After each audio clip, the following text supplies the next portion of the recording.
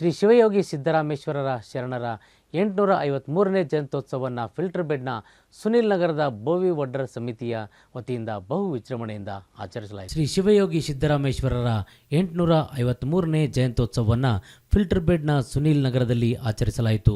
ಶಿವಯೋಗಿ ಸಿದ್ದರಾಮೇಶ್ವರರ ಭಾವಚಿತ್ರವನ್ನು ಟ್ರ್ಯಾಕ್ಟರ್ ಮೇಲೆ ಮೆರವಣಿಗೆ ನಡೆಸಿದರು. ಭಾವಚಿತ್ರಕ್ಕೆ ಪುಷ್ಪ ನಮನ ಸಲ್ಲಿಸಿದ ಮಾಜಿ ಶಾಸಕ ಸುನಿಲ್ ವಲ್ಯಾಪುರ್ ಮೆರವಣಿಗೆಗೆ ಚಾಲನೆ ನೀಡಿದರು. ಡೊಳ್ಳು ಬಾರಿಸುತ್ತಾ ಮೆರವಣಿಗೆ ಪ್ರಮುಖ ರಸ್ತೆಗಳಲ್ಲಿ ನಡೆಸಲಾಯಿತು. ನಂತರ ವೇದಿಕೆಯ ಕಾರ್ಯಕ್ರಮದ ಉದ್ಘಾಟನೆಯನ್ನು ಸುನಿಲ್ ವಲ್ಯಾಪುರ್ ನೆರವೇರಿಸಿದರು. ಕಾರ್ಯಕ್ರಮದ ಅಧ್ಯಕ್ಷತೆಯನ್ನು ಶ್ರೀ ಮೋಹನ್ ವಿಟ್ಕರ್ ಸುನಿಲ್ ನಗರ ವಹಿಸಿಕೊಂಡಿದ್ದರು. ಕಾರ್ಯಕ್ರಮದಲ್ಲಿ ಶ್ರೀ ಶಿವಯೋಗಿ ಸಿದ್ದರಾಮೇಶ್ವರರ ಭಾವಚಿತ್ರಕ್ಕೆ ಹೂಮಾಲೆ ಹಾಕಿ ದೀಪ ಬೆಳಗಿಸಿ ಪೂಜೆಯನ್ನು ಸುನಿಲ್ ವಲ್ಯಾಪುರ್ ಸಲ್ಲಿಸಿದರು. ನಂತರದಲ್ಲಿ ಕಾರ್ಯಕ್ರಮಕ್ಕೆ ಆಗಮಿಸಿದ ಗಣ್ಯರಿಗೆ ಶಾಲು ಹೊದಿಸಿ ಸನ್ಮಾನಿಸಿ ಗೌರವಿಸಲಾಯಿತು. ಸಿದ್ದರಾಮೇಶ್ವರರ ಜಯಘೋಷದಲ್ಲಿ ಕಾರ್ಯಕ್ರಮ ಜರುಗಿತು. ಕಾರ್ಯಕ್ರಮದ ಮುಖ್ಯ ಅತಿಥಿಗಳಾಗಿ ತಿಪ್ಪಣ್ಣ ಒಡೆಯರ್, ರಾಜು ಎಂಪುರೆ, ಶ್ರೀ ಸಂಜು ಮಂಜಳ್ಳಿಕರ್, ಶ್ರೀ ವೀರಣ್ಣ ರಾವುರ್ಕರ್, ಶ್ರೀಮಂತ್ ಗುತ್ತೇದಾರ್, ರಮೇಶ್ ಸಂಪಂಗಿ ಆಗಮಿಸಿದರು. ಅತಿಥಿಗಳಾಗಿ ಶ್ರೀಕಾಂತ್, ಅಶೋಕ್, ಪರಶುರಾಮ್, ಭೀಮ್ಶಾ, ಹನುಮಂತ್ ಆಗಮಿಸಿದರು.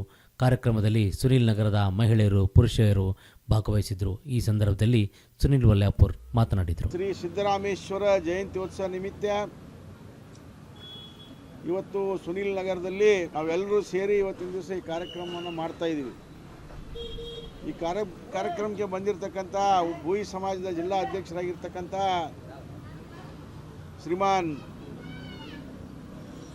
ಗುಂಡಪ್ಪ ಅವರೇ, ಇನ್ನೋರ್ವ ನಗರ ಅಧ್ಯಕ್ಷರಾಗಿರ್ತಕ್ಕಂಥ ಸಂಜು ಅವರೇ, ನಮ್ಮ ಭೀಮಾಶಂಕರ್ ಅವರೇ, ಮತ್ತು ರಾಜು ಎಂಪುರೆ ಅವರೇ, ಈರಣ್ಣ ಅಲ್ಕಟ್ಟ ಅವರೇ, ಮತ್ತು ನಮ್ಮ ಹಿರಿಯರಾಗಿರ್ತಕ್ಕಂಥ ತಿಪ್ಪಣ್ಣ ಒಡೆಯರಾಜ್ ಅವರೇ, ಇಲ್ಲಿ ವೇದಿಕೆ ಮೇಲೆ ಆಸೀನರಾಗಿರ್ತಕ್ಕಂಥ ಎಲ್ಲ ಸಮಾಜದ ಹಿರಿಯ ಮುಖಂಡರೇ ಮತ್ತು ನನ್ನ ತಾಯಂದಿರೇ, ಇವತ್ತು ಪ್ರತಿ ವರ್ಷ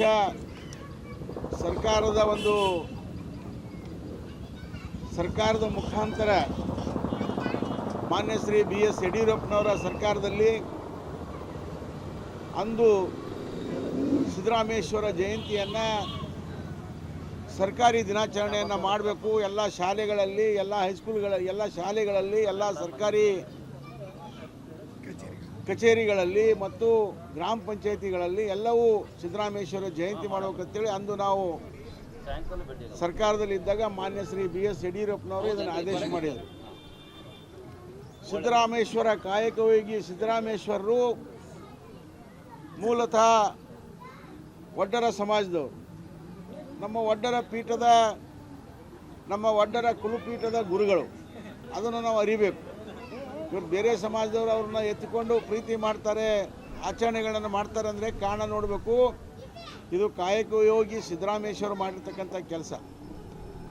ಆ ಶತಮಾನದಲ್ಲಿ, ಹಿಂದಿನ ಶತಮಾನದಲ್ಲಿ ಅಣ್ಣ ಬಸವಣ್ಣನವರು, ಶ್ರೀಗುರು ಅಲ್ಲಮ್ಮ ಪ್ರಭು ಅವರು ಅಂದು ಬಸವ ಕಲ್ಯಾಣದ ಒಂದು ಅನುಭವ ಮಂಟಪದಲ್ಲಿ ಒಂದು ಸಭಾಧ್ಯಕ್ಷರನ್ನಾಗಿ ಮಾಡಿ ಸಿದ್ದರಾಮೇಶ್ವರವ್ರನ್ನ ಸಭಾ ಅಧ್ಯಕ್ಷರನ್ನಾಗಿ ಮಾಡಬೇಕಾದ್ರೆ ಅವ್ರನ್ನ ಹೆಂಗೆ ಗುರುತಿಸಿದ್ರಪ್ಪ ಅಂದ್ರೆ ಆ ಕಾಲದಲ್ಲಿ ನಾವು ತಿಳ್ಕೊಬೇಕು. ನಮ್ಮ ಎಲ್ಲ ಸೊಲ್ಲಾಪುರ ಸೊನ್ನಲ್ಗಿ ಸಿದ್ದರಾಮೇಶ್ವರ ಸೊಲ್ಲಾಪುರ ಕೆರೆಯನ್ನ ಯಾವ ರೀತಿ ಕಟ್ಟಿದ, ಆ ಕೆರೆಯನ್ನ ಕಟ್ಟಲಿಕ್ಕೆ ಯಾರ್ಯಾರು ಅದಕ್ಕೆ ಶ್ರಮದಾನ ಮಾಡಿದ್ರು, ಎಲ್ಲ ಒಡ್ಡರ ಜಾತಿಯವ್ರನ್ನ ಒಗ್ಗೂಡಿಸಿ ಆ ಸೊನ್ನಲ್ಗಿ ಸಿದ್ದರಾಮೇಶ್ವರರು ಆ ಶತಮಾನದಲ್ಲಿ ಎಲ್ಲರನ್ನ ಒಗ್ಗೂಡಿಸಿ ಆ ಕೆರೆಯನ್ನು ಕಟ್ಟಿದರು.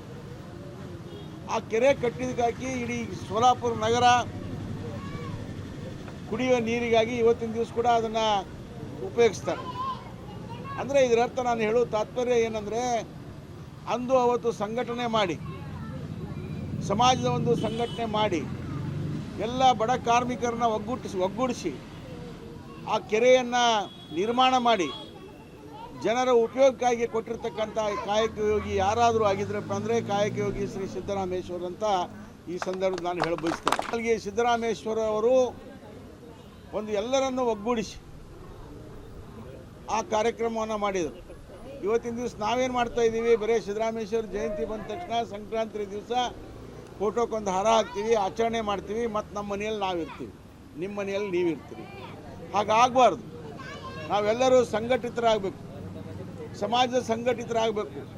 ಇವತ್ತಿನ ದಿವಸ ನಾವು ನೋಡ್ತಾ ಇದ್ದೀರಿ, ಬೇರೆ ಬೇರೆ ಜಾತಿಯವ್ರ ಬಗ್ಗೆ ನಮ್ಗೆ ಅಸೂಯೆ ಇಲ್ಲ, ಆದರೆ ಅವರು ಜಾತಿಯವರು ಹೇಗೆ ತಾವು ಸಂಘಟನೆ ಮಾಡಿ ಸಂಘಟನಾತ್ಮಕ ಮುಖಾಂತರ ಇವತ್ತಿನ ದಿವಸ ಅವರು ಮುಂದೂಡ್ತಾ ಇದ್ದಾರೆ, ಅದೇ ರೀತಿ ನಾವು ಕೂಡ ಮುಂದೂಡುವಂಥ ಪರಿಸ್ಥಿತಿ ಇವತ್ತಿನ ದಿವಸ ನಿರ್ಮಾಣ ಆಗಿದೆ. ನಾವು ಎಲ್ಲಿವರೆಗೆ ಸಂಘಟನೆ ಮಾಡಲ್ಲ, ಎಲ್ಲಿವರೆಗೆ ನಾವು ಒಕ್ಕಟ್ಟಾಗಲ್ಲ.